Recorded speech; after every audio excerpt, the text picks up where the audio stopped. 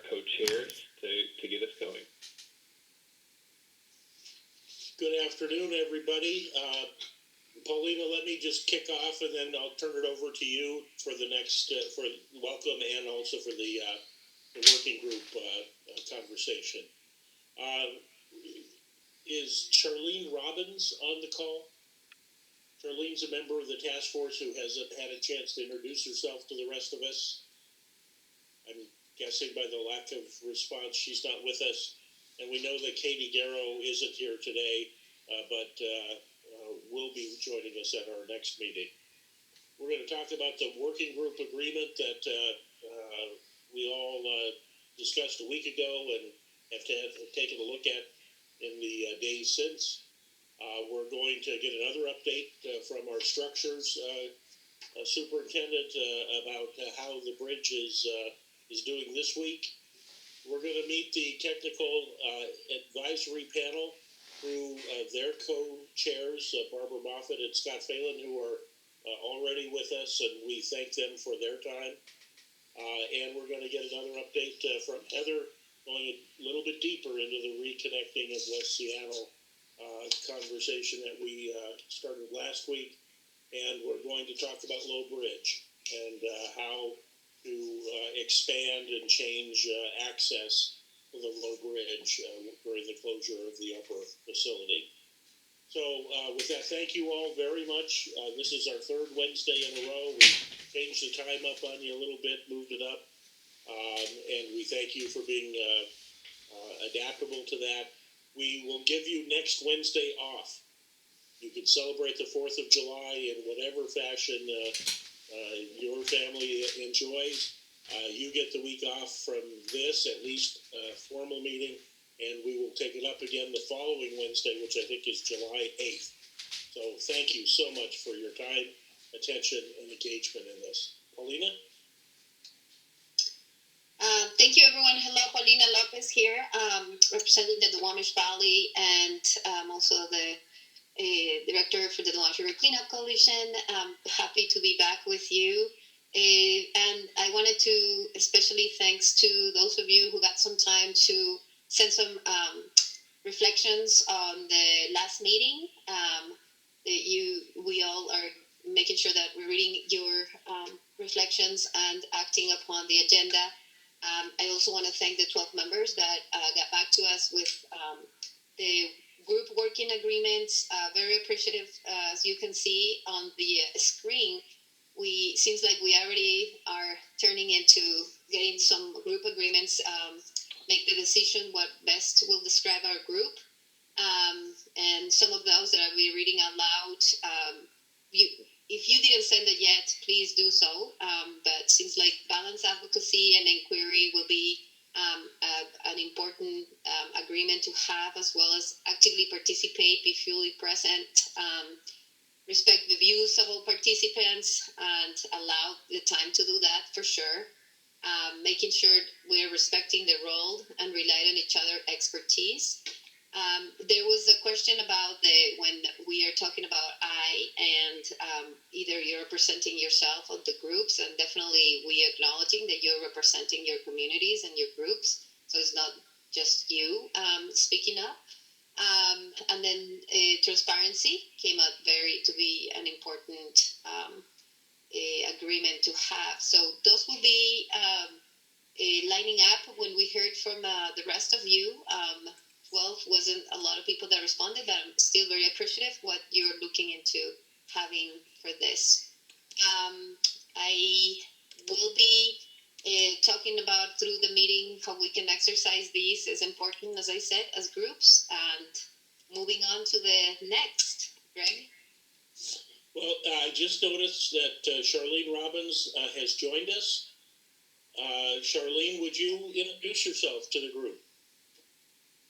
Hey, I'm Charlene Robbins, and I'm a physician assistant at the High Point Medical Clinic here in West Seattle, where I've been working for a long time, the past 20 last year, with the Neighbor Care Health Organization. My husband and I have lived in West Seattle for about 25 years, and we have 3 kids. One just graduated from STEM school, another one that's at STEM, and then one that's at Madison Middle School. I also am one of the medical providers who work at the West Seattle High School as one of the two medical providers that services the high school students there. So sorry, I am going to have some conflicts with attending the full meetings just because my clinic starts back up at 12:45. So I'll be here at meetings as much as I can, but probably won't ever get to do the full meeting, unfortunately. Charlotte, Anything? thank you for joining us, and we appreciate your willingness to participate in this really important project. Yep. I also do serve on the Board of Transitional Resources, just as a couple other, which is here in West Seattle. A lot of people don't actually know about it, but it's a really awesome organization. I've been a board member for about 9 years, and it serves people who are at very high risk mental health disorders for long-term housing. So I've been part of that. So it's people with like bipolar schizophrenia that are coming out of Western State or coming off the streets or coming out of jail, and they get long-term housing, which can be, some of their residents have been there 20 years. So we are in the process of building a brand new building. So we'll have 44 new units in about a year and a half for 44 more people who will be coming from either Western State or off the street. So it's an organization that I have a lot of love and support for. So. Thank you, Charlene. Yep. Matt Donahue, our structure supervisor, is joining us and going to give us this week's State of the Bridge. Matt? Good afternoon, everybody. Thank you, Mayor Nichols and Paulina. I appreciate that. My name is Matt Donahue. I'm the interim director for roadway structures, which is the division at the DOT that takes care of all the city's bridges, areaways, retaining walls, and stairways. Just a first slide here to cover or reiterate a couple of things from last week. These are generally the paths that we're moving on to figure out what the near-term and long-term solutions for the bridge are. Those could be the same, or it could be repair first and then replacement. So if you look at this slide, we covered a bit of this last week, so I won't spend too much time here. In both cases, we're doing the work that we're doing now, which is to stabilize the bridge. So Kramer North America is actively working at the bridge and at a construction yard that's just not too far upstream from the bridge. And so they're getting ready to, they're building lifting platforms that I'll talk about in a little bit more detail, and getting ready to get up to the bottom of the bridge and start doing carbon fiber wrap work, as well as post-tensioning strand on the exterior of the girder, but inside the girder box. You'll meet the TAP a little bit later in this meeting, and one of the main things that they're helping us with is framing up how we do our cost-benefit analysis to study at a conceptual level repair options versus replacement options. And so this graphic really just explains the steps in that as we move along with a decision point later this year in the fall about which way to go, repair first and replace down the road, or pivot towards replacement immediately. But again, as a reminder, in both those cases, this fall, later this summer, early this fall, we will complete the stabilization work that Kramer, North America, SDOT, and WSP are currently engaged in. Next slide, please. So just a little bit reminder here on what stabilization is. The photo on the right of this slide is not necessarily what our stabilization measures will look like, but it's a similar example where you see the black striping both in the transverse and longitudinal directions are carbon fiber wrap that have been affixed to the exterior of the bridge to strengthen it. We will do something similar to that. And then just a few comments here on the left. If we were to go the repair route, we're trying to be mindful of that possibility and implementing these stabilization or crack arrest measures so that if we went the repair route, largely the repair would just be an expansion of those stabilization measures. So we tried to design it in such a way that we could expand on it and use it, and we wouldn't have to rip it out and start over from scratch if we go the repair route. Concurrently, The stabilization measures will also assist if we were to go to the shoring and demolition route as part of a replacement scheme. So we're trying to be really careful to be expeditious in stabilizing the bridge and stop it from continuing to crack. But we're also trying to do it in a way that we can use that same stabilization for other means, to expand it for long-term repair or to use it as part of a shoring and demolition scheme for replacement. Next slide, please. Oh, and one thing to note on that previous slide, although you don't have to go back, is that if we do go from stabilization and went to the repair route, for continuity and expediency and cost savings, we intend to continue to work with WSP if we went the repair route, because they would be expanding on their own design. You'll also recall last week that we talked about if we go the replacement route, or because we know we have to replace the bridge, whether it's in the near term or the long term, we're already procuring a consultant in a competitive process for replacement studies.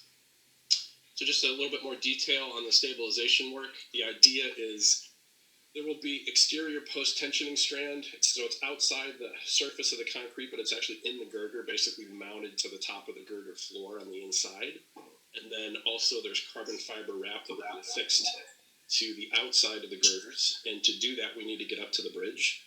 And the quickest, safest, most cost-effective way to do that we determined was to basically take wire rope winches, put them up on the bridge deck, water blast holes through the deck so the wire ropes can be lowered down to a barge that will have these lifting platforms, and you basically just lower the barge in place, pick it up to the bottom of the bridge. It has travel rails on it so that it can move along the bridge, and then the barge gets tucked away to a safe location.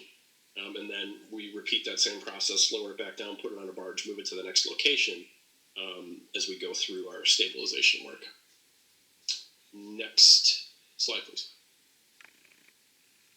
So that's 4 platforms or 4 moves in total. As a reminder to our partners in the commercial maritime community, there is a reduction of clearance by up to 7 feet. These platforms will be in place at different locations around the bridge, roughly from July through November, and we'll have many safety measures in place, including amber lights.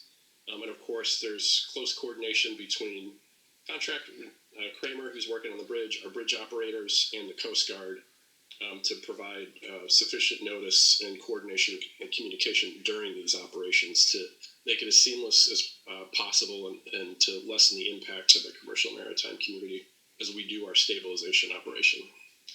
Next slide.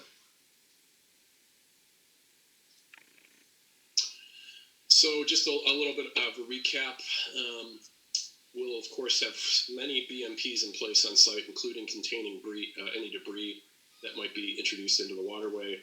Our barge movements will be, it's been possible with the size of the barge that you could do the movements with 1 tug, but we feel it's safer to do it with 2, just because of the tight space that we're trying to work in, despite the size of the barge.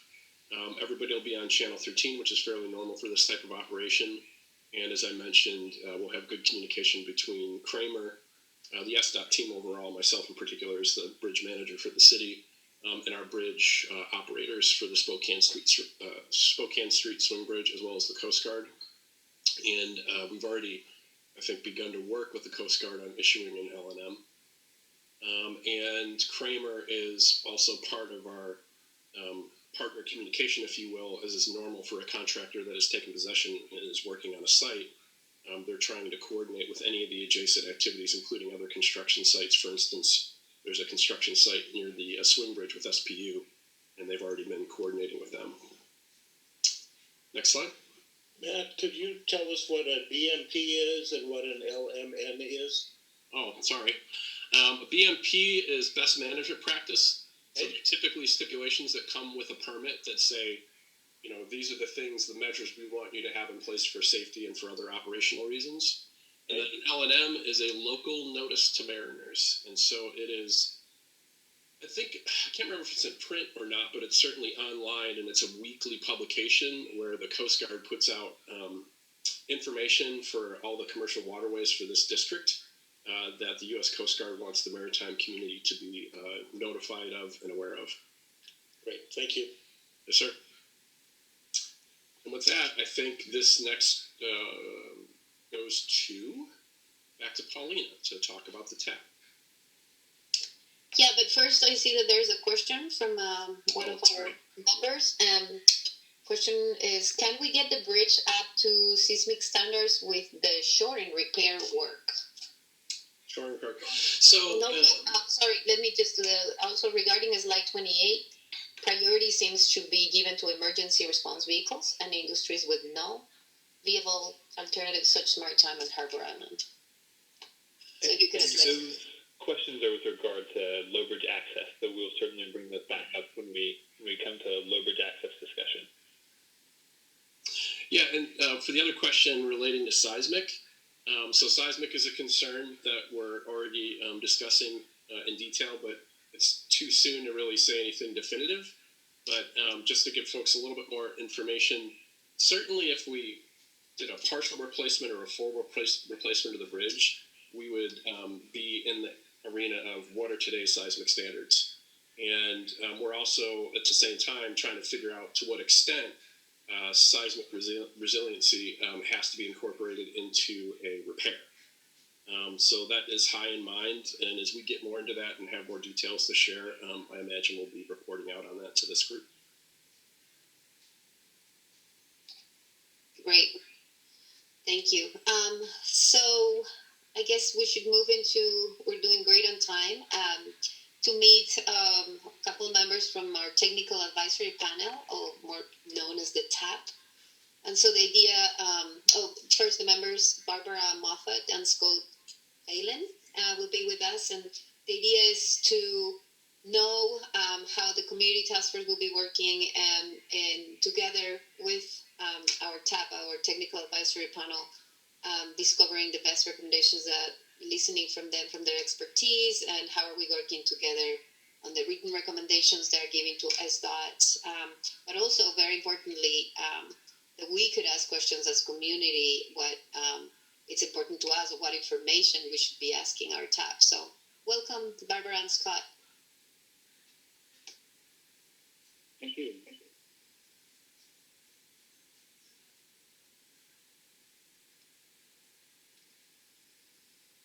We can hear you. Hello. You can hear me? Okay. Okay.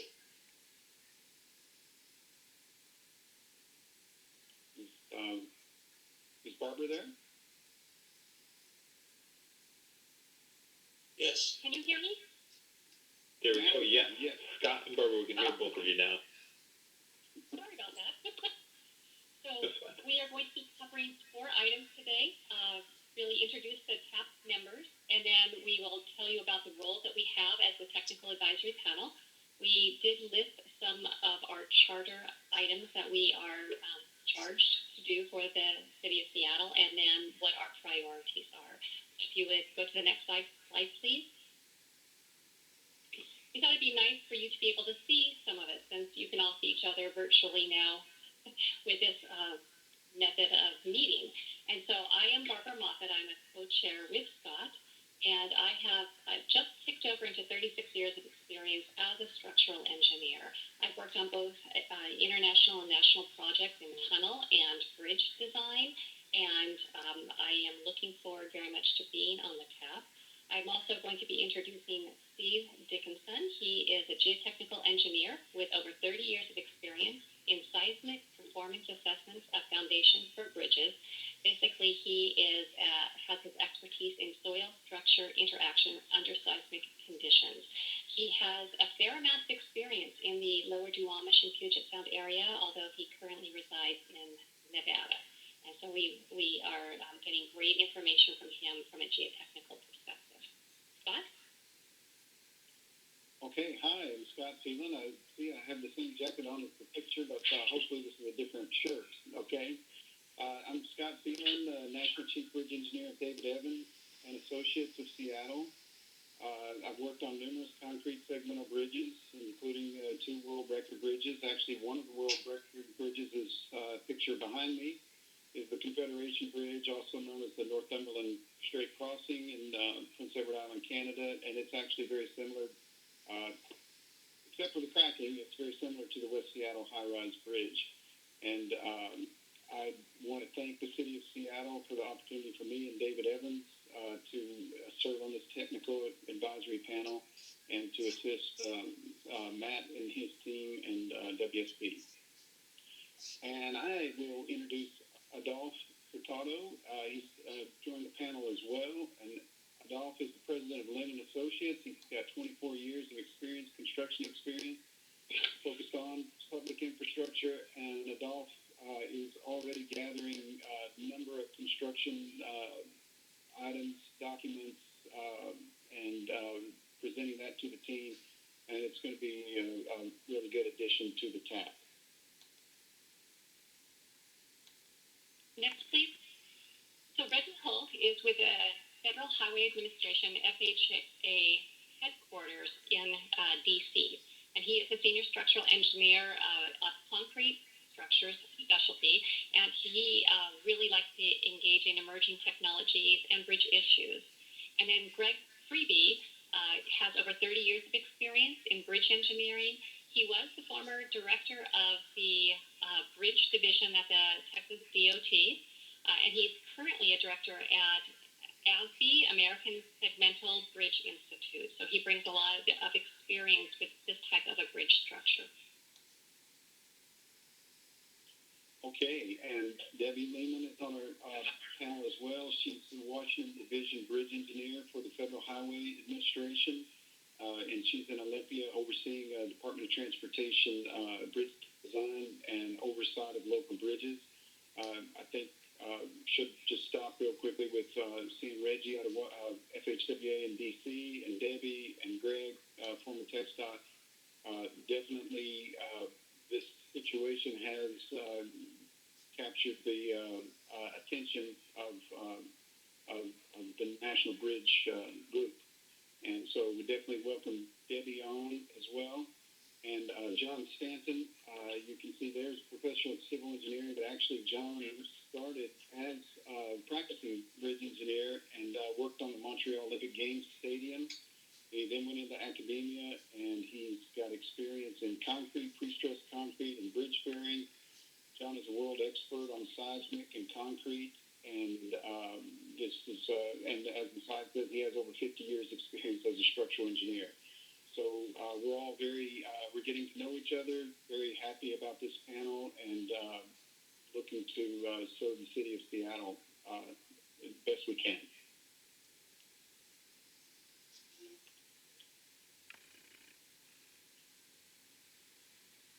So I think at this point we're going to go over, this is from our charter, and Scott's going to lead us in really talking about what the role of a TAP is and what we're focusing on right now. Yes, and so we have a number of bullet items, and they actually seem to increase as well, but we're probably maybe looking at the top three immediately, and for today, mostly on bullet number one. But just because we're talking about bullet number one does not mean we haven't dipped into some of the others. But for now, we are focused on data gathering. We're looking at the as-built documentation, instrumentation results, and the analysis of the current structure. We will be providing guidance on all aspects of the bridge program, including the repair, replace decisions, design plan review, at several stages, and construction delivery methods and approach, construction and technical document review. It is important that though we are working with Matt and his team and WSP, we are independent, and we're providing qualitative reviews and input to the city and elected officials. And we will also provide input directly to SDOT at key milestones or decision points so that we can document, confirm any recommendations or conclusions. And I'd like to add on to that is that, with respect to the priorities for the TAP, getting up to speed is probably the most critical thing. We've been on board for a few weeks now, and it's almost like drinking through a fire hose, as I'm sure all of you are aware of. And luckily, SDOT has WSP on board, and they have been on for a much longer period of time, have been working on analysis and looking at results of some of the instrumentation and monitoring. And so as we get up to speed, we are really critically focused right now on the priority of understanding why, and so that we can understand the root cause, so that the emergency repairs are actually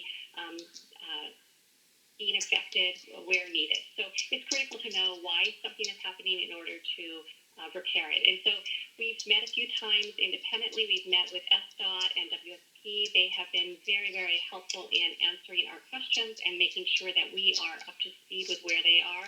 And we're getting a lot of our background information brought up to speed so that we know what to do moving forward. So I think that kind of gives a high level point of where we are right now. If you want to go to the next slide, please. I think it's important for us to note that the role of the TAP co-chairs, for Scott and myself, we're going to be coordinating very frequently with SDOT and the city, making sure that any input from the TAP is discussed and brought to their attention. We will also, though, however, be participating and presenting in meetings such as this with a community task force, with a city council, with others, particularly when we have provided advice or guidance. And at key milestones, those decision points, Scott and I will be present to be able to keep you informed. The transparency of the decisions is important, and as Scott mentioned, we are an independent panel that has been brought together. So we have no ulterior motive. We are looking for the best thing for the city, for the community, for everyone moving forward. And I think with that, that was kind of the high-level overview. We have some time where we'd be able to answer some specific questions that come up. And Scott and I will tag team on these and see how we do with answering them. Wonderful. Thank you so much, Scott and Barbara. And I would just sort of acknowledge the conversation with the TAP co-chairs today as an opportunity to discuss what that relationship is between the TAP and the West Seattle Bridge Community Task Force, and then clear understanding of the universe of things under consideration by the TAP and the composition and expertise within the TAP, but less so sort of a report out of what the TAP is thinking, has discovered, etc. As Scott and Barbara intimated, they're still getting up to speed and processing all of the data and information that's being shared. But to kick things off, I do see a question that is within that prior scope that I identified from Port Commissioner Steinbrook, and he says, I don't see any transportation planners on the TAP. Shouldn't access issues be a part? So I will start with this and then turn it over to Matt. I think that for what we are currently tasked with, as Scott showed, we are looking right now at these emergency crack repairs. And with respect to that, we are looking for bridge stabilization moving forward, emergency fixes of the cracks. So as the task force moves forward, SDOT may need to add a transportation planner as it goes into a replacement option or a repair option. What are those different dynamics? But that the makeup of the panel is truly up to SDOT, and we are focused right now on that first bullet of data gathering and emergency repairs. But Matt, maybe you can respond more fully to that. Thanks, Barbara. That actually was pretty much what I would say. The TAP started out with a group of people, and before it even got off the ground, we expanded it for specific technical needs that we realized we should have on the TAP as we thought more and more about what the TAP was going to do. And so that, depending on how work progresses versus repair and longer-term replacement or near-term replacement, that may change how we think about the composition of the TAP.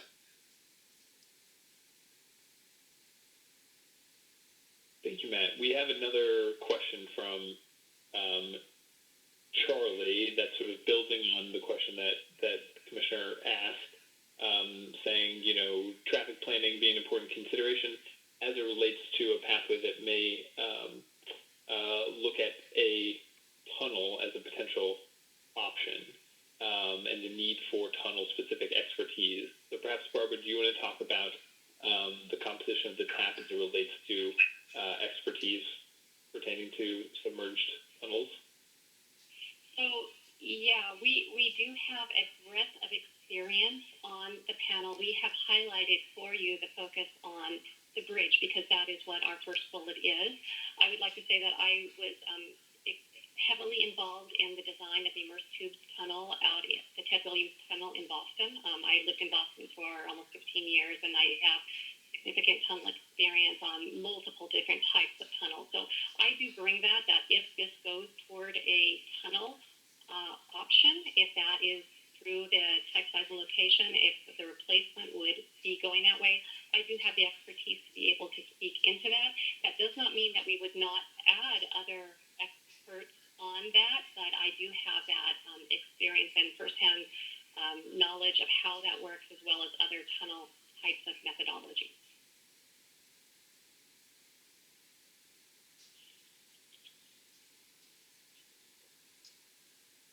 Thank you. And then we have a question asking about, is TAP tasked with looking at costs, or is that going to be addressed separately?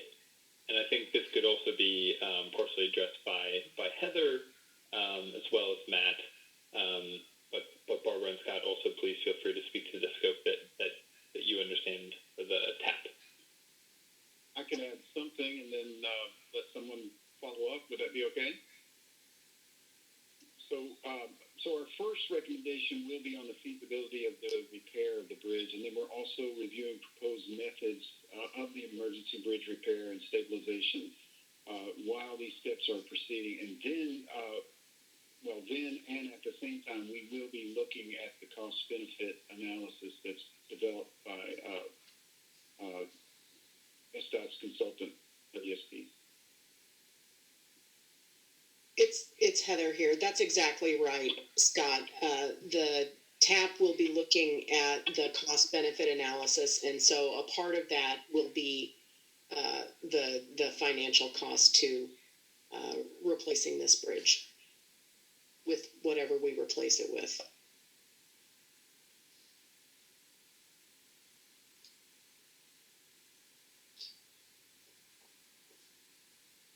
Michael, are you going to be following up on the questions on the chat? Because if not, I would like to flag from a couple, one from Ali Thompson. Yes, please do flag that, and then I can continue saying out the questions that were shared, and apologies. The challenge to find your unmute button persists even for some of those.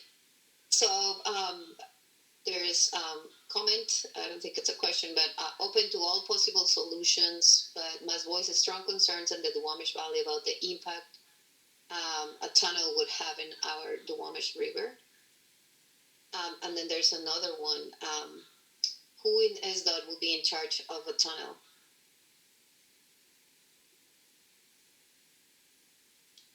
So I think I'll just step in and then Matt, we are at a point where we are so early, if this is being addressed to the TAP, we are data gathering right now. And so to go down a path of saying, well, let's look at the specifics of a tunnel is already making that decision point. When Matt showed the decision matrix before, the decision is it being repaired or is it being replaced? And once that decision is made, then some of the specifics of these questions will come into play.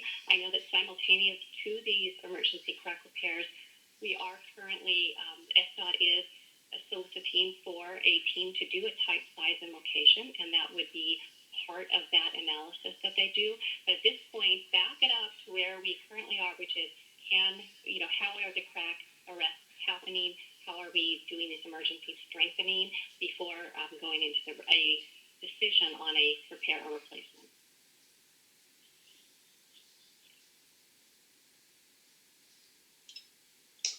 Thanks, Barbara. As I understood the question, who is going to own a tunnel if that ends up being the replacement?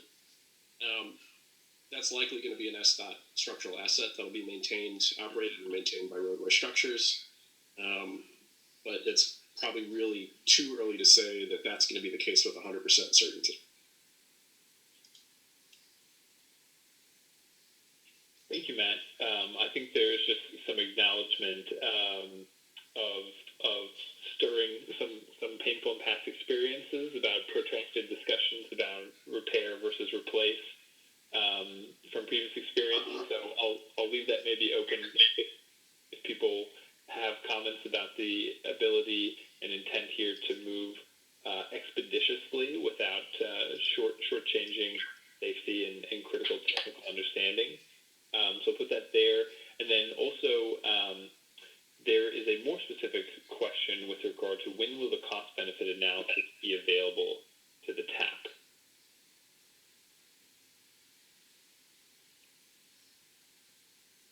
I would have to defer to SDOT to know when it will be done. My understanding is that it will be sometime toward the end of the summer, potentially early fall. They're in the process of gathering numbers now. That's If I correct. could add, I think they've been giving us, they're starting to give us some of the assumptions, and hopefully we'll be able to make some inputs on that. Thank you, Scott. Thank you, Barbara. There's a question from Anne that's asking about if it's looking whether a repaired bridge could stay in place while a new bridge is built. If that's part of the cost-benefit analysis. There's also a question from Anne if there is consideration of reduced lanes and things like that. And so I just want to acknowledge Anne's questions and those bodies of questions that are forward-looking about what does this data mean, and just sort of acknowledge that the intent of this discussion is not fully to go there yet.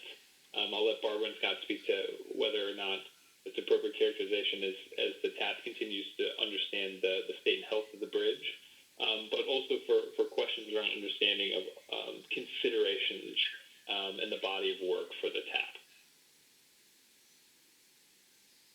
So these are excellent questions. Partial lane reopening. I think at this point, since we are still coming up to speed and finalizing, really understanding what the repair technologies are going to be and how they're going to impact the structuring, the analysis that goes along with that we are not necessarily at a point yet to be able to answer that, but it's an excellent question that we do need to revisit and look at and make sure that there is an answer to that. And if I could add as well, as we get into this, obviously, like Matt said, if it turns out that the replacement is just either not feasible or not economically feasible, which, by the way, we have not seen yet, but if that's the case, then if we did move to replace, if we thought we could do a short-term repair, then obviously we would need transportation planners would come on, and Matt and his team have already started looking for the design firm who would also have to probably include the transportation planners. But if we can't determine a way to repair it, then obviously the most likely is the same place that it's in. But if we can do the repair, it gives a little more time for the replacement, but then you possibly may need to find another alignment. So that, if that addresses what Anne was bringing up.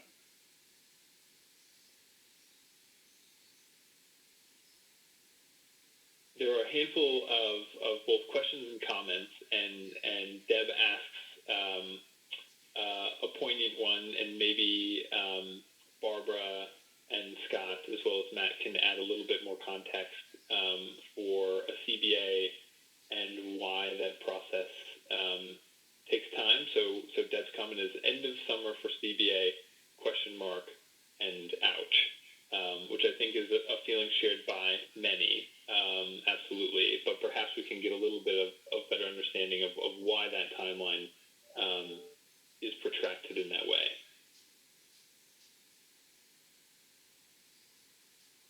I think we're all waiting for everyone else to speak on this. Part of it is to ensure that the number of scenarios, a number have been mentioned here in the chat box, that everything is, you're looking at everything and comparing it equally. So, for instance, if there were, this is just an example, if there were a long-term strengthening, you would also need to say that there's a component of monitoring that would need to go in, and how long would you be monitoring it for? So there's a lot of data gathering. We want these costs to be accurate in order to make valid decisions. And so there's a lot of work that needs to go into this, as well as understanding the viability of these different scenarios and how they fit together. So it's just the process working through. I know WSP is working hard on that, and like Scott said, we're already starting to get some of the assumptions they're making, and that is critical for us to be in agreement on assumptions to come up with real costs. And as you know, the costs, once they are known, that's going to be a driver along with other decisions on what moves forward. And so we want to be sure that it is careful and accurate and supportable. Yeah, Barbara, thank you for those comments. That's all true. A full amount of respect to the folks in West Seattle. I don't live in the neighborhood. I have family and close friends there. I can only imagine and try to keep high in mind the impact to the community. So I really understand. I think that people are frustrated, that they want to see things move quickly. We've kept that high in mind as well from the day that we closed the bridge. So it may seem like we haven't been doing much. I can assure you that I personally have put in hundreds of extra hours, nights and weekends to address this issue. If you expand it out to the team and the consultant and the contractor, it's thousands and thousands of personnel hours that have been thrown towards this over the last few months. And I think we've mentioned this previously. We're doing as much as we can in parallel, which included right after the day that we closed the bridge and shortly after, being on that bridge daily, 7 days a week, until we felt like we thoroughly understood how rapidly it was deteriorating under its own weight. That also included designing and installing millions of dollars of instrumentation on both the high and the low bridge, so that we can keep a very close eye on it for public safety, and to understand what is wrong or not wrong with the structure. So that also includes all the non-destructive evaluation that we've done.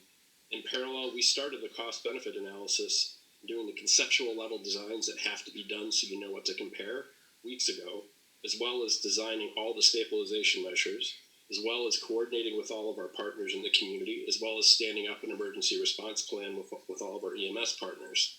So there has been a substantial amount of work that would normally take years that has been conducted in weeks and months. And if I could just add too, just being brief on this, I think we all are able to kind of make a back of the envelope cost comparison, which I've done as well. But I would say that it is nice that the bridge, but it is more complicated than that, actually. That's what I wanted to say. And there's seismic issues, there's funding issues, there's the instrumentation, there's the state of the current bridge. Luckily for us, SDOT has this bridge very heavily instrumented. It's been inspected many times, so we have a lot of information to go after. So I just wanted to add that, and perhaps maybe SDOT has some other comments on this as well.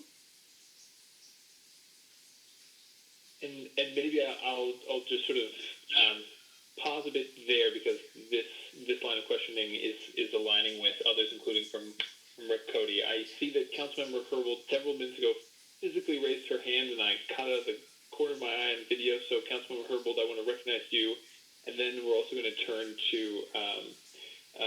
Representative Cody's question, which has been echoed by several other members of the task force around the scope of cost-benefit analysis, and then also just the opportunity to sort of clarify definitions of repair as it aligns with the TAP and SDOT thinking. So, Councilmember Herbold, please.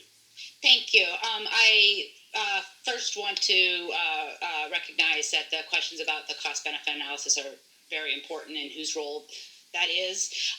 But I do want to thank the TAP for including in their scope the recognition that looking forward about what the alternatives are, that it's really important to look at the whys. I had been concerned, and I know other people have been concerned, that the TAP's charge was going to be very forward-looking, as opposed to looking at what conditions led us to the closure of the West Seattle Bridge. So I just mostly wanted to express some appreciation for the recognition of how important that piece of work is as well. Thank you. Could I add something onto that? I know that this has been an extremely disruptive thing to have this bridge closed. I don't live in West Seattle, and I can't imagine what the community is experiencing through that. However, I have done multitudes of inspections on both tunnels and bridges and in segmental boxes, and I just want to give assurance to the community that if I were the one who was walking out there on a daily, weekly, first basis, and then daily basis, and I saw the cracks and the crack propagations and their locations and how they were, the widths of them, and just the patterning that was shown there, I would have made the same decision that ESTA did. I would have recommended that that bridge structure be closed immediately. So I know that has been a difficult thing to have to accept. All of a sudden, your major form of commute is closed. But that is something that, from a structural perspective, that was a sound and good decision. And so I speak on behalf of the TAP, saying that this was something needed, and to understand the why, what happened, and get to that root. You don't want to put a Band-Aid on without understanding what that is. So I just wanted to say that we affirm the direction that this is going, and we are completely supportive of getting this thing back in service, whether it's a repair or replacement, as soon as possible to reconnect the community. I just want to also flag something, following up on what Barbara just mentioned, that encourage community task force members to send more. What are some of the things that we would like our TAP, our technical advisory panel, to address? I think they should hear more often from us, and I just wanted to bring it to what is the type of research that we should be as community to develop more information, as well as on these cost-benefit analysis. I think it'll be important that you hear more often from us. So my question to you both is, what would be the best way to do this? Because I think, as we're speaking on technical advisory board, but also community task force, I really want this to be hearing from us, from community. So what would be the best venue to do that?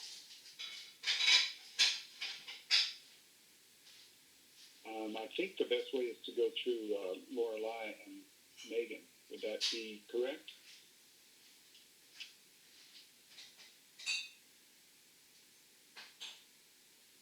I would applaud that. Sorry, I was unmuting and unvideoing myself. Hi, everybody. Megan Shepard. And so one of the things that we had hoped, right, is that the TAP is going to be working through a series of things that were shown on the earlier slide. And when they reach the point that they're coming to the place where they want to provide some key input or key guidance to SDOT, that Barbara and Scott would come back and speak to you guys about it as well at that time. And I think, Paulina, you're also raising the reverse, is to ensure that the flow of the community task force and the voices of the task force are being heard by the TAP as well. So the TAP is primarily focused on a lot of the technical and the structural issues that are before them, the monitoring data, and they use many, many words that I don't understand when they talk to one another, which I really appreciate about them. And so, part of that is whenever they meet, Heather brings to their meeting here's the state of community right now in this project. Here's what we're hearing. Here's the key issues of concerns to our task force and our other advisory groups. So they know what is happening around their technical inquiries at this time. So that's what we have right now. And so, Paulina, I did want to say, obviously, we're interested in whatever everybody else is interested in. At the same time, we recognize the seriousness of the situation, and that's why we are really focused on our first bullet item.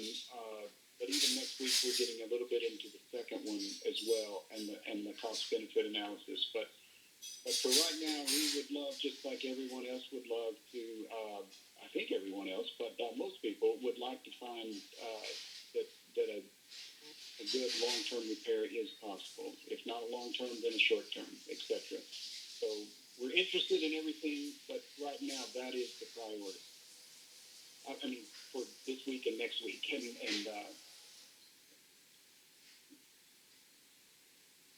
Thank you, Scott. I want to just do a quick time check here, and it may be that we will have some additional time to shift into other discussion for today. But we really wanted, just from a logistics standpoint, to provide ample room for discussion here. And so what that looks like is having about 10 to 15 more minutes with regard to talking about the role of the TAP and the interactions with the task force.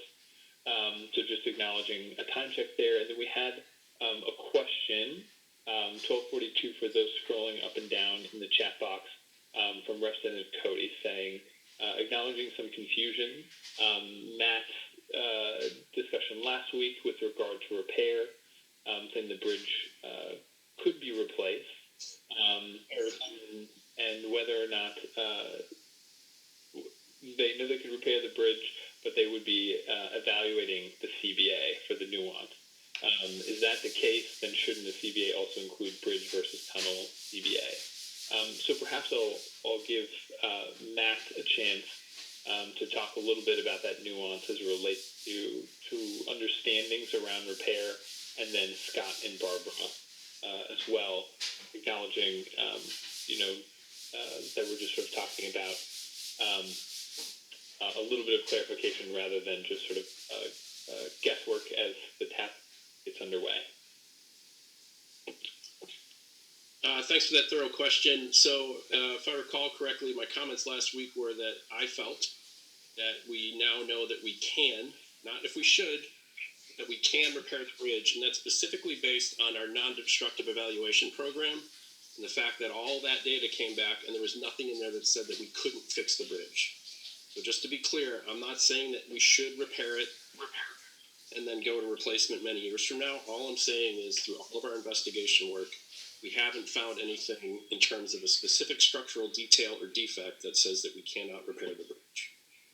As far as the cost-benefit analysis goes, the idea is to compare apples to apples, and so really the decision point for that, or what the decision point that CBA informs is, should we repair or replace a crossing on the bridge?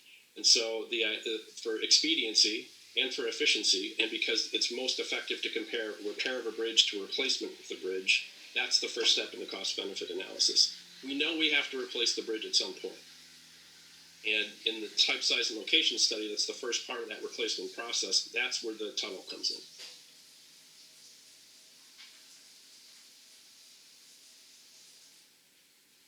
so I'll start and Barbara can finish if she wants. So as far as the TAP is concerned, I think it's very similar. If the TAP has not seen, we haven't been on this long enough to know that a repair can be done. But we have not seen anything to show us why it cannot be done. Also, there's a couple of things that you see when we look at these things. We look at both serviceability, which includes durability, and then we look at ultimate capacity. And so obviously there's quite a bit of cracking on the bridge, and that is indeed a serviceability issue. So those do, but if that was an ultimate capacity issue at the moment, the bridge would not even be functional. So we will be looking at that as well. Everyone has some ideas. Usually in a situation like this, it's several things that are causing the problems. We've got some very good ideas. Matt and his team have very good ideas. WSP has very good ideas. We're just wanting to make sure that we haven't presupposed everything before we finish our work. Right, that's really what it does come down to, Scott. You said it well, is that we do not want to come in with assumptions. We are being open. So SDOT and WSP have been on this longer. We have not seen anything that would preclude at this point point a repair, but we have not seen anything that proves a repair should be done. So we're trying to be as open and independent and taking all the information in at this. So we support Matt's comments last week. We are getting to the same place, but we are doing that in an independent manner to ensure that we arrive at the same place that they are. Does that make sense?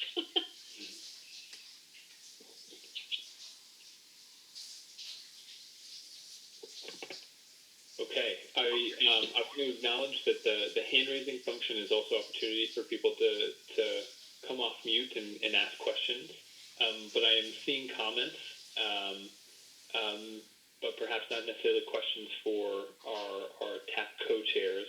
Are there any additional questions, and acknowledging that there may be an opportunity to move ahead of schedule a little bit, because I do believe that having additional time towards the end to discuss the low bridge will be beneficial.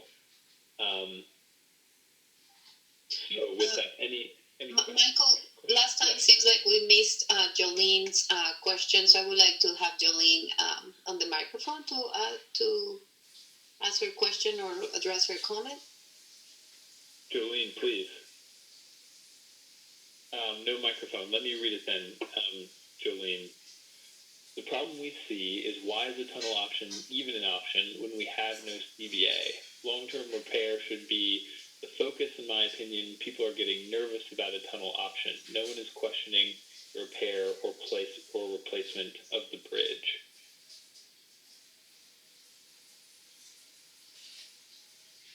We appreciate that input and that comment. As we stated, we are data gathering and we don't want to rule anything out. People being nervous about a tunnel option or a repair or replacement, I think we want to keep everything on the table and have valid reasons for moving forward or not moving forward with everything. So long-term repair is part of the CBA. Replacement is part of the CBA. These options that are on the table is not being a definitive direction for the future. They're options to be looked at. So I hope that helps you understand why there is discussion even of a tunnel option, and that would be for farther down the road if a replacement is happening. Thank you. I see Councilmember Herbold has identified she has another question. And I also want to provide, if it seems helpful, for Matt Donahue to just talk about the type, size, and location portion of this process and how that utilizes questions of sort of scope of replacement options. It sounds like Matt is queued up to perhaps respond to my question, which is when will the type, size, and location study be completed? Councilmember, excellent question. We're all trying to time this and know what the future holds and when we'll get this really important decision point information. But it's too early to even say when it will be done because we haven't selected a consultant yet. And I think it closes this week or next week, the solicitation for a consultant for replacement and to start with a type, size, and location study is still out on the street. Thank you.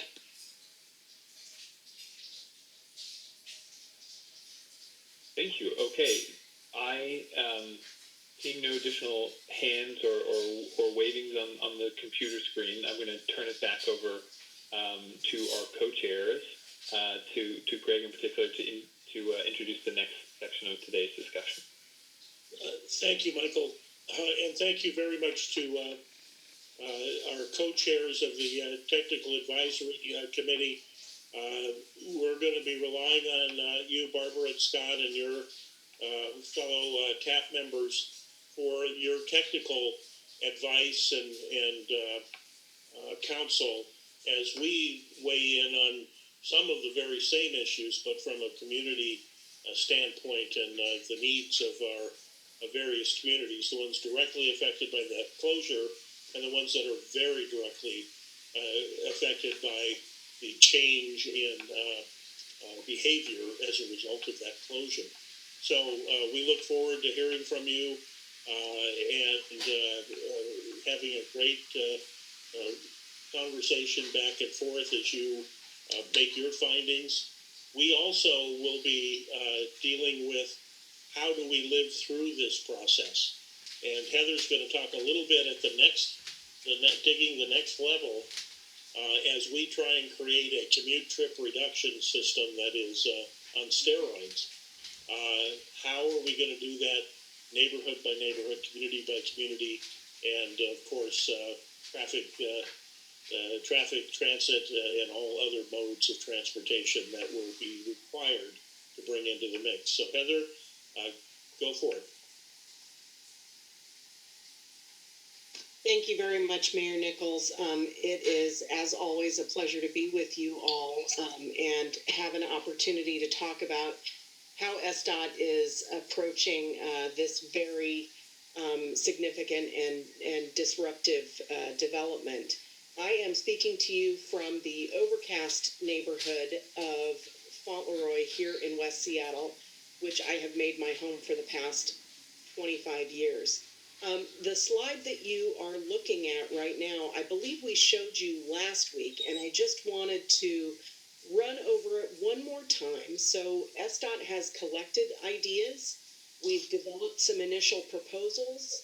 We've sent those proposals out to all the members of the task force.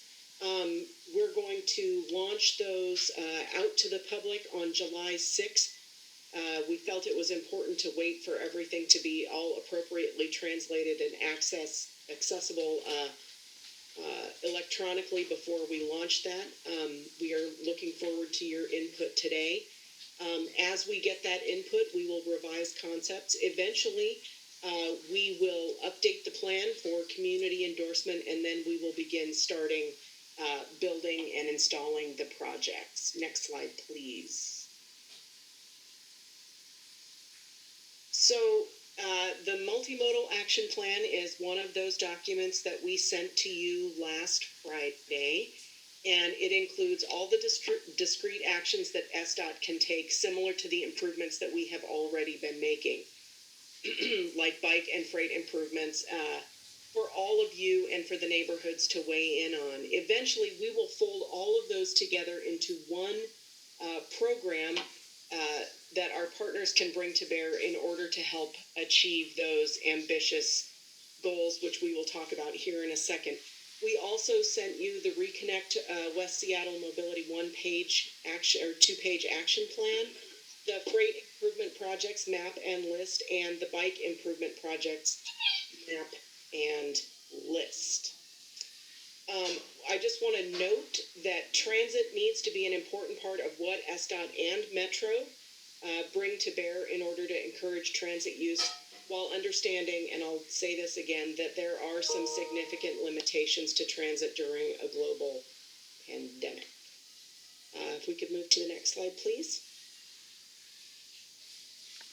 So you may recall this chart from last week where we offered up some percentages that are an end state in 2021. That's not a starting place. We know we need to work collectively toward all those levels. And then the words, the bulleted list on the side shows for each neighborhood what kind of mode shift we need to be looking at. Obviously, if you live in Highland Park, the Highland Park neighborhood, using the water taxi maybe isn't quite as appealing as if you live in North Admiral or Alki. So we have set up different kinds of percentages for each of these neighborhoods to try to achieve. And part of the goal of our mobility action plan is to show the community what things SDOT could do in order to make those percentages more possible. Next slide, please.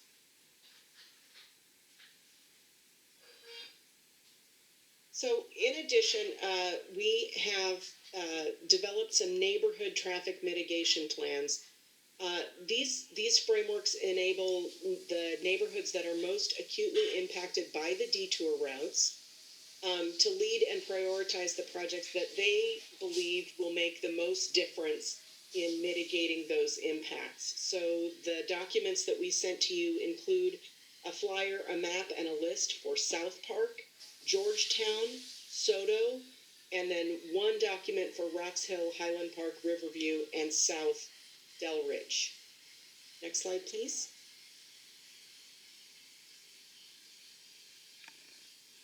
So the process that we're going to go through is that the community is going to lead this process with city support. We really do not want the city to be in there influencing where each community feels they want to go. We're there for translation and technology and support.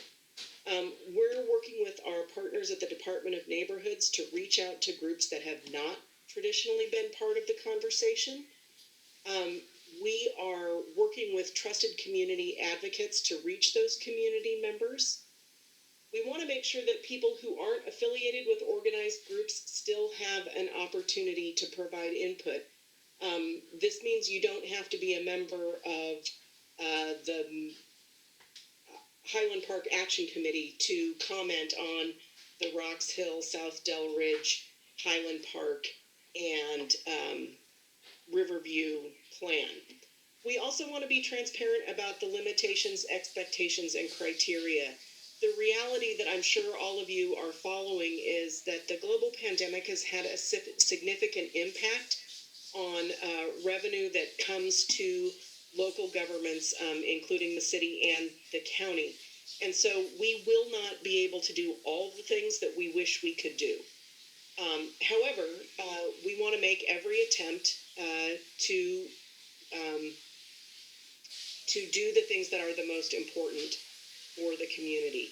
Next slide, please. So here is our schedule. The week of June 22nd, the task force feedback should be coming into SDOT on both the materials and the process. Next week, we are going to finalize and translate those materials. The week of July 6th, we'll launch the website with online surveys, ballots, community-led prioritization.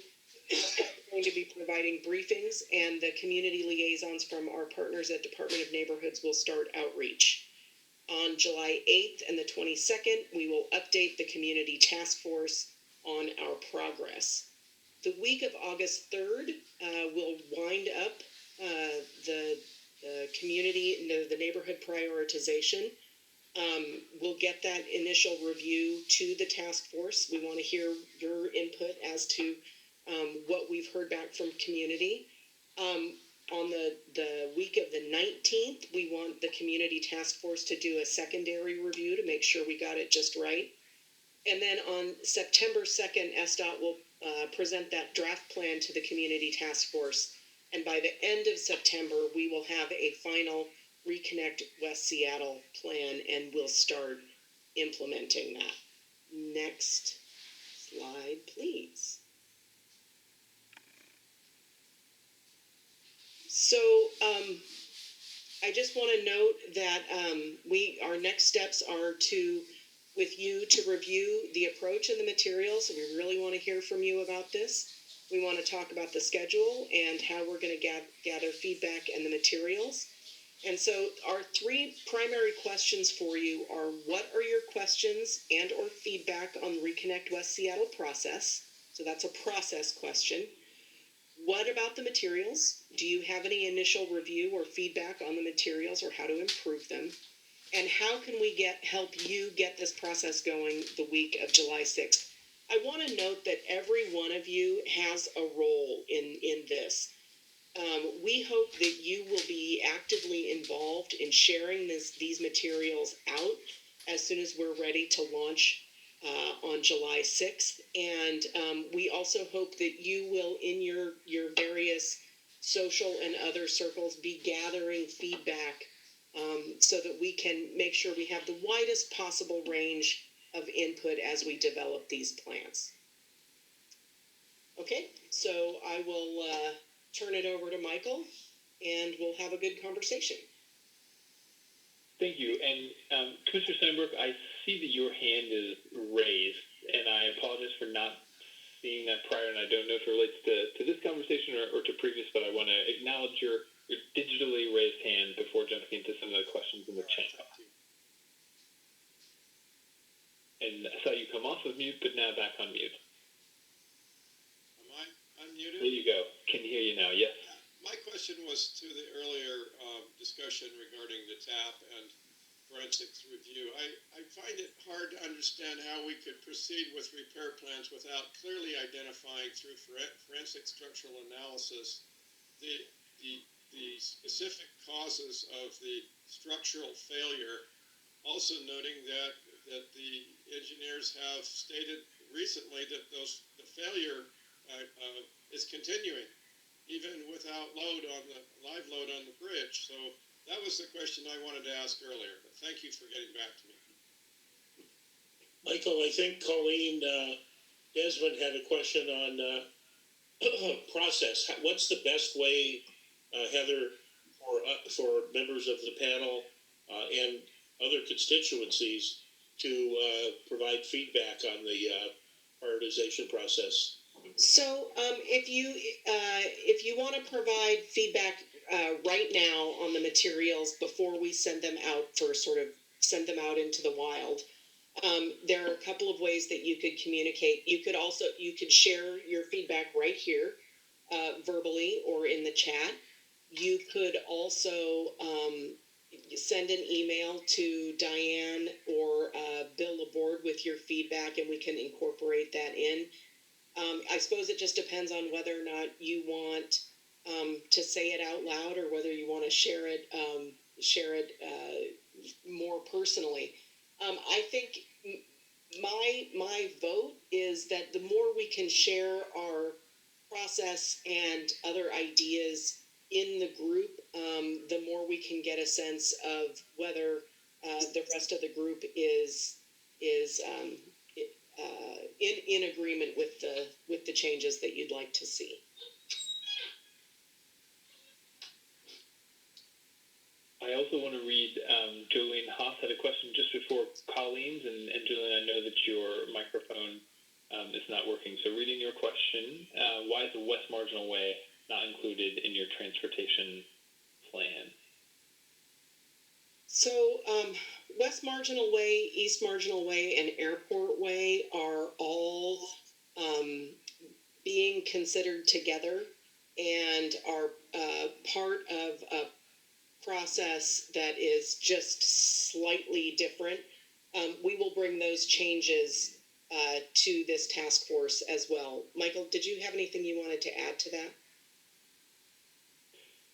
I did. Heather, if I can pop in? Sure. Yeah, West Marginal Way is a little tricky. Jolene, I want to acknowledge that we've had some conversations this week because there is a pre-existing project related to Longhouse access. And we're going to have SDOT come to your meeting on the 30th, so we appreciate that opportunity. Then there is, as Heather mentioned, looking at West Marginal, East Marginal, and Airport Way in conjunction. As well, there's also a specific list of projects considered that are being related to freight access that tie into streets, including West Marginal Way, that provide the freight connectivity. So it's not unfortunately all in one document, and we should talk about that, but there are many different considerations around West Marginal Way in different parts of this process. It is really a critical corridor for many people's connectivity. Thanks.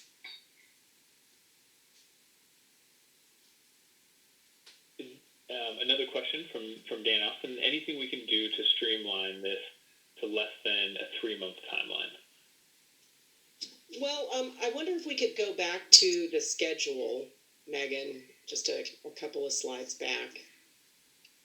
So we feel pretty strongly that it's important that we have everything translated out before we launch. So that's coming up here really quickly. We also feel pretty strongly that the neighborhoods need a month to do the work. I think that if the community you'll notice that the community task force and SDOT from the beginning of August to the end of September have those 2 months. And so I think if the community task force wanted to tighten up their opportunity for review and comment, we could definitely take some time out there. And I believe we could also tighten up how long it takes SDOT to come out with that final Reconnect West Seattle plan. But a lot of this is going to depend on how much the community is in alignment with what we are trying to keep. And Heather, while you're talking about timeline and things being condensed, just jumping a little bit, but to stay subject relevant, and ask the question, is there a way to fast track any of the lowest cost, highest impact improvements that are, quote, no-brainer items? For instance, improving detour signage and changing timing of traffic lights. You know, acknowledging that Patrick Robin, you have your hand digitally raised, and we'll go to you next. Yeah, I think that there are some things like traffic signal timing adjustments and detour signage that we just are continuing to do. And so if you see things in those plans that you feel like fall into that no-brainer type category, please just let us know, and we'll see what we can do. I do want to acknowledge, though, that we are in this resource-constrained environment, and so we want to make sure that we have the resources and the staff capacity to do the things that are the most important for the communities that we're thinking about here. And so we want to make sure we have an opportunity to get that feedback. Thank you, Heather. Patrick Robin, so your hand digitally raised.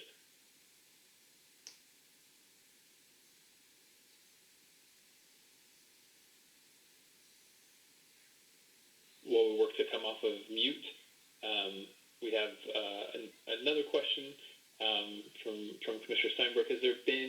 Will there be similar outreach to maritime industrial stakeholders? Yes, the maritime community, as you know, has a monthly town hall. We will certainly share information with the folks who regularly attend that meeting.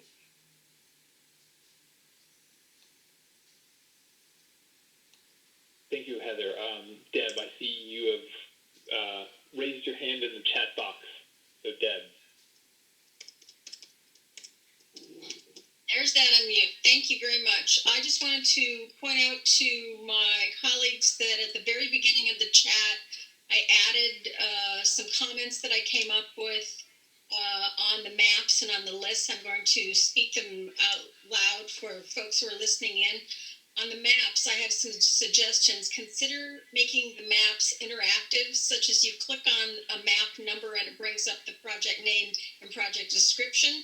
Another idea is add all schools, including the colleges, parks, and key infrastructure, fire stations, etc., to the maps.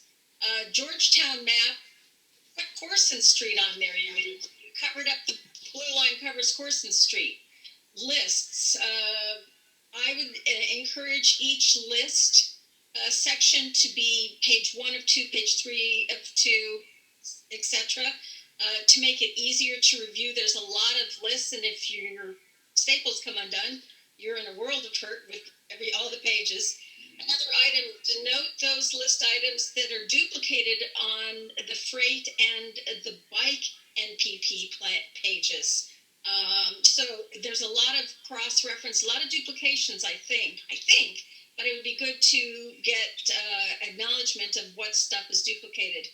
Project description should have a general intersection area if it's not listed in the project name, just for helping everybody get understanding of what these big lists are.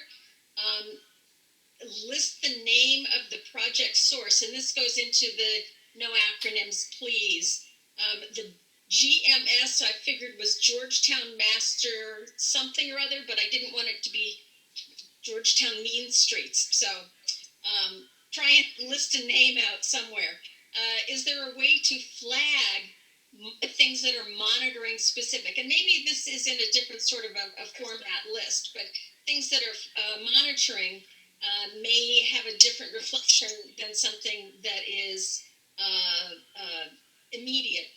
Lastly, then, it would be useful to know what can all these things be done for?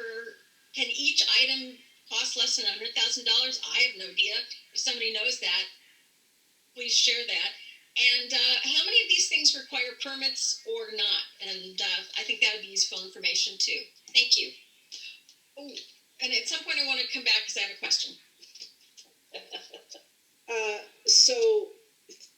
Thank you for reviewing your comments. We have those. And none of these projects, to mine, they're all SDOT projects, so we don't need to permit ourselves. And I'm just trying to like roll over in the back of my mind what kinds of projects we are. But most of these are traffic oriented projects, so they wouldn't require permits. If there's something that impacts the navigation channel, we would need to have a permit from the Coast Guard, but that a project like that would cost more than $100,000. So I don't think there's anything on there that would require. Okay. Can I ask my other question? This is me just wanting to know. I reviewed all the plans, the process pages and the maps and the lists of projects. And I'm curious why the freight map has freight so focused on Michigan I-5 access versus Spokane I-5 access. And so that's something maybe for someone else to answer, but I was just curious about that.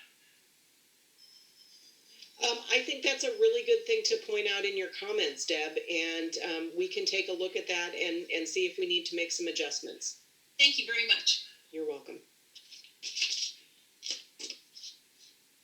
Wonderful, Deb. Thank you so much for your constructive comments. And yes, people are taking careful note of everything that everyone has to share, and we deeply appreciate that. John Persack asked a question. And the question is, or rather asking if he can make some comments and questions with regards to neighborhood process in Georgetown specifically. Yes, thank you very much. And I'll put a summary of my comments in the chat box as well. Georgetown has a pretty unique situation. We have to leave the neighborhood to access most basic services. And I learned today that SDOT is moving to shelve one of the mobility plans for bike access downtown from Georgetown, which would be a critical alternative to driving. And driving, of course, is going to become more of a problem here. So it seems like we might want to take a second look at that, because it looks like we might be going in the opposite direction that maybe we might need to go for our community. Another point I want to bring up is Georgetown and the freight community have a very complicated and strained relationship, but I think in this instance our interests are aligned, in particular with safety mitigation, and I think it would be important to highlight where these alignments are, because I think there may be some opportunities to really identify some things moving forward. We in Georgetown, we're not getting regular data on shifting traffic patterns and traffic counts. I've noted that West Seattle has through Lisa Herbold's communications and maybe some other communications as well. And we're asking for this data and other data points, because that'll be helpful for us to form the conversation around as we get closer to July 6th. Some immediate issues, we have a lot of dangerous drivers coming through, lots of speeding, lots of road rage. Some of this was documented in a Seattle Times article, and we're going to need some immediate relief from some of these things. And finally, I believe we're going to need some city assistance and community outreach. We have multiple languages, older residents that are not so plugged into the social media and web platforms, and probably true for South Park as well. I know that direct mail is something the city has used in the past. I don't know what the feasibility of direct phone contact would be, but we have limited capacity to do community outreach. And I know Peter Steinbrook from the port could attest to that, because him and I have done some of that work. And it's a Gordian knot down here sometimes to really get people to talk, because it's such a diverse community. Right. So I'll stop there. I appreciate the time. So John, at the last Georgetown meeting that we had, I don't think you could make it. We talked a lot about that, and Georgetown is actually going to, we've already set up something with them for a paper, like a paper survey, and there's going to be a drop box at Bogey. Is that a thing? Oh, yeah, the Friends of Georgetown History, yes. Right. So there's that. And the second thing is I do want to make a note about that connection between Georgetown and downtown. We, as I've mentioned, and will continue to mention, the city of Seattle and SDOT is included there, is in some pretty significantly dire financial straits. And so we have the connection that you mentioned isn't part of the neighborhood plans because it's much, much more expensive than $100,000. We have reviewed those projects that we are going to pause in light of the bridge closure, but we're human and it's always possible that we missed something. And so, John, let me call you one-on-one and we can talk through the importance of that project and see if that's something that we can revisit. I do want to note that anything that we take off of pause means something else has to go on pause, because in this scenario right now, it really is a zero-sum game. Understood. Quick follow-up. I understand the issue with doing paper input and a Dropbox, but I know that when there's any kind of project development in Seattle that requires permitting, there's a postcard or something that's sent to every household, and I think that would be an additional tool that would take the pressure off of our community that has limited resources and no paid staff to do any of this like the other communities do. So appreciate your time. Thank you. Absolutely. Thank you. I want to acknowledge that we are at 1:30, and thus it means it's time to move on to our next subject matter, which I want to ensure has plenty of room and time, but these are extremely helpful verbal comments and the comments that people have chatted, and just want to remind every member of the task force that all feedback is welcome and can be done in any number of ways, including just simply replying to the note that was sent out with the materials attached. Also acknowledging your comment, Yasmin, that you didn't receive those materials, so we'll make sure that you do have them. You're ready for lots of megabytes in your inbox, and apologies for that in advance. So with that, I'm going to turn it back over to our co-chairs to take us into the next portion of our conversation. So Paulina, please. Thank you, everyone. Once again, I am really grateful for all your questions. This is why we have a community task force, so appreciated all the interactions through the chat box and answering right away the questions. So we're going to move forward. Last week, we weren't able to get deep into the low bridge access policy, and I know there's already some questions that are being addressed at the beginning, so we're going to be hearing from Adam Emery on what would be exactly talking about the expand access to the low bridge, as well as the city traffic, what are they doing as the mitigation or prioritization, as well as emergency response, etc. So I also want to encourage you that we use the chat box, or that we bring up all the reflections or concerns that you have. Great. Thank you, Paulina, and thank you for having me back. So I understand, the access to Lower Spokane Bridge has been something that's been talked about and evaluated in a continuous basis. And I'm happy to come here and announce that there are some capacity that we're building, and I'd also kind of walk through the difficult aspect of where this bridge sits and the pattern, the traffic pattern and others that we see. So the Lower Spokane is nested around a robust port facilities that we have. We have a maritime industry around it. It's the closest crossing point to the northern peninsula of West Seattle. It's our only swing bridge, which takes a little bit longer than other bascule bridges to open, I think an average of 10 to 20 minutes.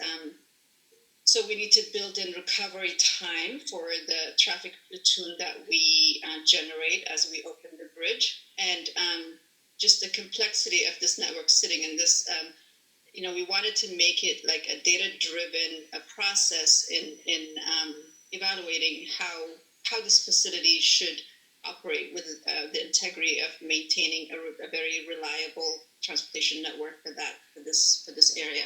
So since the closure, the lower access, we did have a policy that limit access to emergency responders vehicles, transit, and trucks or vehicles above 10,000 gross vehicle weight.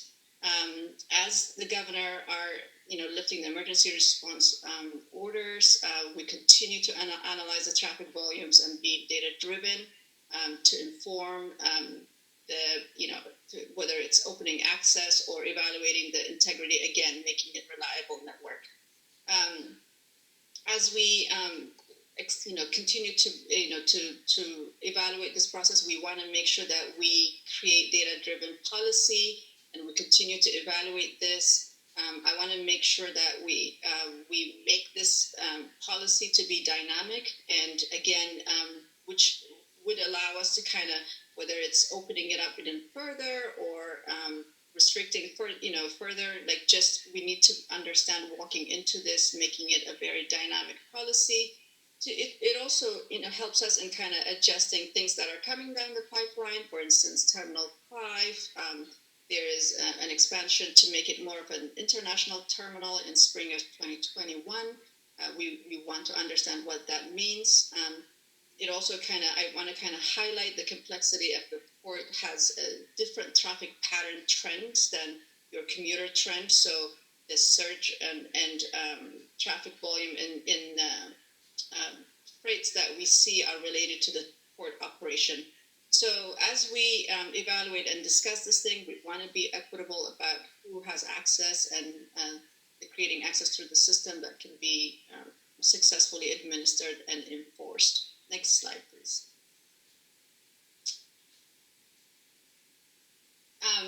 What we're seeing regional, we are seeing a reduction in traffic volume around the region. This is the trend that we've been seeing within the city network. But this doesn't equate to the Lower Spokane Bridge.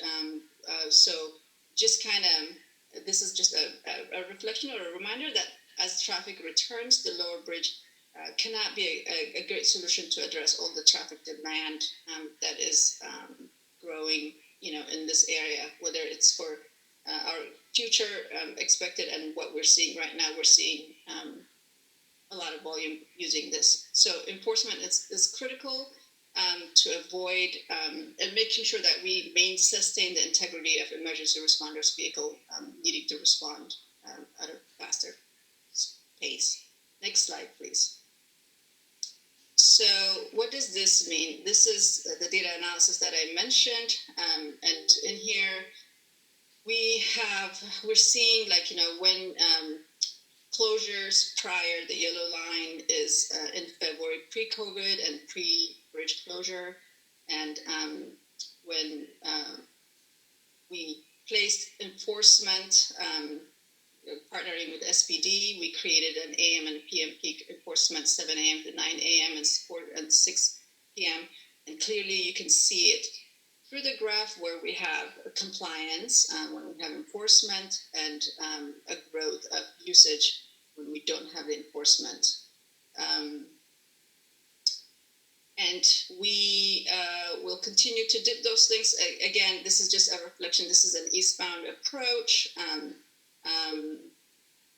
which, that emphasizes enforcement is helping us. It also, the cap that you're seeing, the green line here, is the capacity of the network, which equates to what we can accommodate before we get to a failure point, which is what we need to avoid. Next slide, please. This is another look at the westbound approach. Again, very trendy in terms of the commute trend. You're seeing an increase. But what I talked about, enforcement making a difference relative here as well, it showcases it. Again, and the goal and objective of my division is to make sure that we have a reliable network, that we're not breaking the network, and maintaining the integrity, making it accessible for emergency vehicle. Next slide, please. Again, this is just a quick look at what the weekend trends are looking as well. It's looking, usually we have capacity built on the weekends, but in terms of Lower Spokane, we're seeing at capacity or usage, a higher usage of the bridge, which means as we get back to normal again, the restrictions are getting lifted. It's showing us trend in which capacity is limited on the weekend as well. But the good thing is, like I stated, we want to be data driven. We want to continue to analyze. We want to continue to shift. We want to continue to take what we're learning from the data in tweaking the policy objective as well. Next slide, please. So the analysis summary, here's the takeaway. We have the five-legged approach on the west side of the bridge. The Chelan 5-way intersection is a key limiting factor to adding additional volume here, not to mention that we narrow the bridge down to one lane at one point. As I stated, the green line that I indicated on the initial maps, the total amount of the 400 to 500 vehicle per hour in each direction is the max cap. And taking, our current and future assumption of the use of freight, transit, and emergency responders vehicle, that we believe we can allow an additional 160 vehicles per hour to use in the bridge in each direction when restrictions are fully enforced. This is somewhat, like as I stated again, I'm going to reiterate over a moving target as we allow other vehicles types through and continue to evaluate the condition and continue to evaluate the policy and identify opportunities and identify things that are actually contributing to the lack of, creating a reliable operational, network in here. So within this task force and the partnership that we continue to develop, I want to kind of introduce it as a way in which to continue to work on it. But this is the number that we have right now, and we're continuing to work with SPD and SFD and concurring the analysis and the output that we see. So for that, I'm going to turn it to Heather to present the recommendation for this task force. Heather? So you all have heard from Audium that we have 160 slots to allocate. Our recommendation for now is to open up the Low Bridge to overnight access for everyone from 9 p.m. to 5 a.m., 7 days a week, and to allow school buses and shuttles to use, school buses and school shuttles, buses big, shuttles maybe a little smaller, to use the Low Bridge. This hopefully will reduce the stress that some parents are feeling, wondering how they're going to get their kids to school in the fall. Some recommendations that we need some input from the task force include van pools. So King County Metro Transit van pools seem like a real no-brainer, but at this point in our global pandemic, they are only allowed to carry 2 riders, and so we that's not a whole lot different than a regular carpool, and so we just wanted to offer that up for people to consider. Obviously, the maritime and industrial users need work access to Harbor Island and the Low Bridge, not for commuting purposes, but for work access. We would also like to see if we could get employer-based shuttles like, Expedia, Microsoft, Starbucks, those shuttles to be able to use the Low Bridge. All of those three options are pretty easy to operationalize. There are, since we're going to be enforcing this using cameras, all of those things are recognizable and have license plate numbers associated with them that can be managed centrally. The final one, though, and this was important for the mayor as well, is allowing essential healthcare workers and pandemic response folks to use the Low Bridge. We 100% support the ethic behind this. We're finding it a little bit hard to identify how we would operationalize it. So we definitely would like to hear from the task force on that idea. So access, in order for us to grant access, it needs to be within the Low Bridge capacity. So for example, between school buses, van pools, maritime employer shuttles, and essential healthcare workers, we can only have 160 vehicles at, additional vehicles on any hour. It needs to be equitable. We don't want to create a situation where we are opening up the Low Bridge access in an inequitable way. It also has to be enforceable, so it has to be tied to either vehicle type or license plate number, and it needs to be dynamic because things change and we need to be able to adjust what we allow on that Low Bridge over time.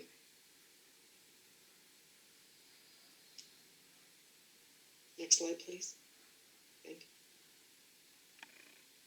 So the next steps today are we'd like to have your feedback on those ideas, and as soon as I get through these items, we can go back to the recommendation slide. What do you think is easy for us to approve right now? What do you think needs more time or more data? And we wanted to also let you know that there are conversations underway right now with potential users to understand how we would operationalize, and that is with the maritime and industrial users as well as the employer shuttles. Megan, why don't you go back to the last slide so that we can base our discussion there. Over to you, or Greg. I got a question on emergency vehicles. Obviously, we want unfettered access for emergency responders. But West Seattle has a police precinct, and West Seattle has a number of fire stations and an array of equipment. So what is the emergency response need, and how has it been utilized since March 23rd?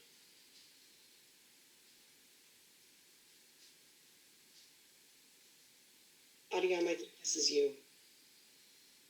So there are, what we hear from fire there are specialty fire stations that they trigger depending on the response. For instance, the Fort Horton fire station, it has a heavy response team that helps them, so, and there's also a station that's nestled, that's very close to the Lower Spokane Bridge. Their primary reroute is this bridge. So there are needs in which, yes, facilities are there, but there are expertise in which they need to bring from all stations that they work it out. So that's what we're hearing from SFD, that they need to gather resources from everywhere. It's not just the immediate precinct or fire stations within the peninsula that support responses. Acknowledged, but I think it would be useful if we had a log of what that's looked like in the last 3 months. Because it is the controlling factor right now on your analysis. And it might well be that transit should be, or that freight should be, as opposed to a very incremental public safety benefit. we need to have that access, but those specialized units, I think, have the ability to create that access in a relatively short time before they actually get to the incident that already has a significant response. We work from data that's generated from SFD that they provide to us continuously, because one of the monitoring factor for us in terms of operation is that. So yes. So we continue to partner with them. We continue to assess those things. So as part of our data analysis and evaluation is taking their data as well and factoring that in, and providing level of service, so prioritization. So that's what we base it from. So I've had some experience with the fire department, and they're great people, and you want them there. You want them there quickly when you need them. But they also have a tendency to ask for a perfect situation when perhaps really, really good would suffice. So I'd like to see some of that data. Thank you. We'll provide that. And those are good comments, Mayor Nichols. So we'll continue to work, and those are great suggestions. Thank you. I want to acknowledge we have about 11 minutes here in this conversation, and taking it all the way back up to the start was a question and comment from Jill Mackey. And Jill, do you want to ask the question? I'm happy to read it for you if that's easier. Acknowledging that it was echoed by Bob Waters, John Persack, and Commissioner Steinberg. Right.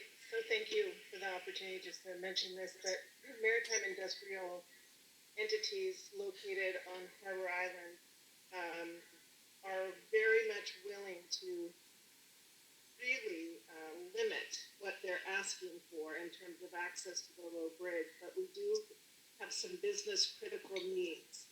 So just as an example, because I'm familiar with my company, Bigger, which is the shipyard on the north end of Harbor Island, we have approximately 600 people there, and we have a number of people who could use access to the low bridge, but we have requested access for 2 to 5 entities because it is essential for those entities to quickly be able to get to our operation because of the work we do in defense and also the safety of our workers needing critical access. So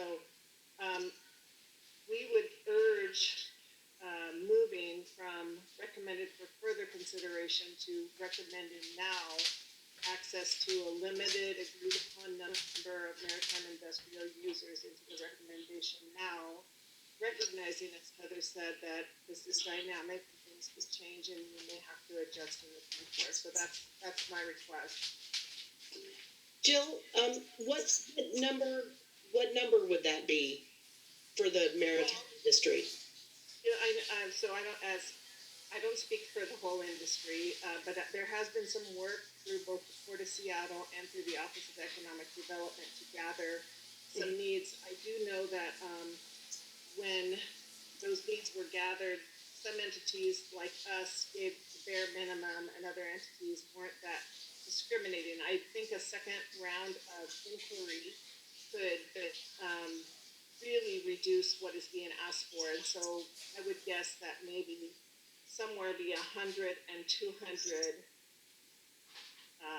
vehicles, trips might be requested. For us, for our 600 people, we would be requesting 10, 4 to 10 trips a day. Yeah, we do have all of that information, and it is substantially more than the 160 slots that are available for everyone. And so, we're happy to go back out to the maritime community to see if they can sharpen their pencils a little bit. But just something to ponder for the folks in the maritime community, of that 160 slots that are available, what and you don't have to answer right now, you can answer later, but what percentage of that should be allocated to the maritime industry? And the reason that's important is that we need to enforce this by automated enforcement. And so we would need license plate numbers on a regular basis to keep that working well. So it actually does have to be a number. I think we should have a conversation with in our industry.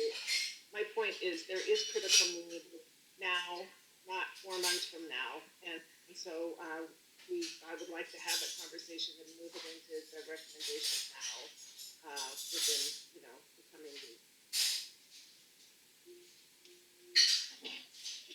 Thank you. I want to acknowledge the time being tight, that we may not be able to make it to everyone's questions, but I want to start in the order of hands raised. And we have, I'm going to turn to some digital hands raised. I'm going to go to Amanda Kirk, whose hand is digitally raised, and then Commissioner Steinbrook, whose hand is digitally raised.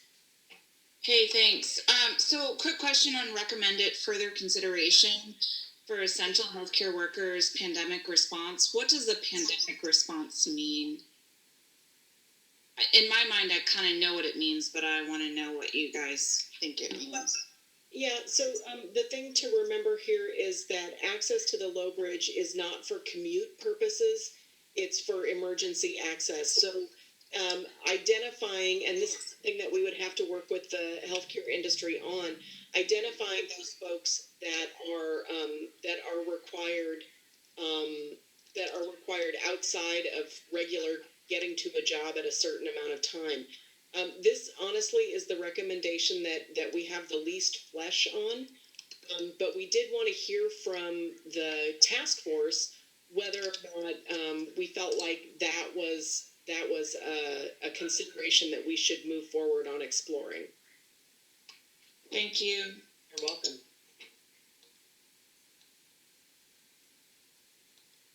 I'm going to go to Commissioner Steinbrook, and then I also see Councilmember Gould has her hand raised, and then I will return to questions in the chat box. Can you hear me? Yes. I apologize for my perpetual questioning and peppering the presenters. It's just that the dialogue raises continuously new questions.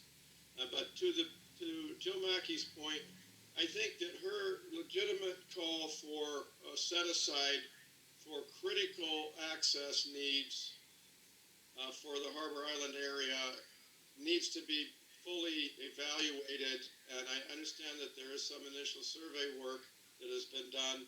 And this would include the Alaska Marine Line's needs to serve most of the state of Alaska and to have the free flow of goods that they take on their barges every week. So things like that, and the thousands of jobs there. So I think we need to actually get into much finer assessment of what those critical access needs are and how we can best allocate them amongst the maritime and industrial needs in the area is all I would ask for.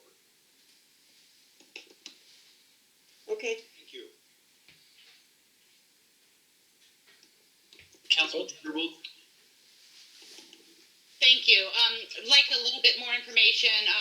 Recommendation now means what as far as the timeline, and then also recommended for further consideration. What I'm hearing is you're talking about not until fall. In addition to the surveying that you've talked about, what are the impediments for recommending these other types of transit options? I understand that we're talking about automated enforcement and there's some legislative work, but I'm not quite sure I understand why we can't look at van pools, maritime industrial users, employer shuttles, and essential healthcare workers sooner than fall. So it wouldn't be fall. It would be as soon as we can get it squared away. Recommendation now means like now, as soon as we can operationalize it, we would start allowing overnight access and for school buses. For van pools, right now, according to the tenants layout, they can only have 2 people in them. And so once van pools can carry more than 2 people, we think they should go immediately to the recommended now bucket. For employer shuttles, what we are looking for from employer shuttles is some assurance that they will share with us some level of data about how many people they are carrying, and that's similar to the van pool idea. We want to make sure that as we are opening up access to the low bridge, we're doing that to modes of transportation that are carrying lots of people. As far as the maritime and industrial users, we agree. We agree that the maritime and industrial users that need to access the low bridge, not for commute purposes, but for everyday operational needs of their business, should be able to have that. The difficulty is that the number of slots that the maritime industry has requested is well beyond what the bridge can handle. I thought I saw on an earlier slide that the automated enforcement isn't planned to begin until fall, and I thought that was a component. No, we can't have the cameras up until August. I think of August as summer, but maybe other people have a different idea. So in August, we would be able to set up these cameras, and then we could do the enforcement without the expense and staff capacity of having the bridge staffed by police officers during the peak periods. Mm-hmm. Thank you. You're welcome. So, Michael, we've gone, if I see this correctly, we've gone beyond our time on this item, or do we still have some time? We are at time, and so I think I'll defer to you for asking what that might mean to the rest of the source members. I would like to suggest this. This is one of those areas that we all know about and understand and can touch, and I know that there's a desire to have more conversation. May I suggest that we advise SDOT to move forward on their recommendation for now, and that they move, as Commissioner Steinberg pointed out, there's more work that needs to be done in maritime, but it's really not our work, it's SDOT work. Mm-hmm. That van pools not be included at this point, but that the others, subject to further clarification and definition, that those all seem reasonable for expanded use of the lower bridge at this point, and not wait. Particularly the van pools, we would wait until they're actually part of a higher capacity system. But I think the others, with that additional work, seem reasonable to move forward with for low bridge usage as soon as we can make that happen. Okay.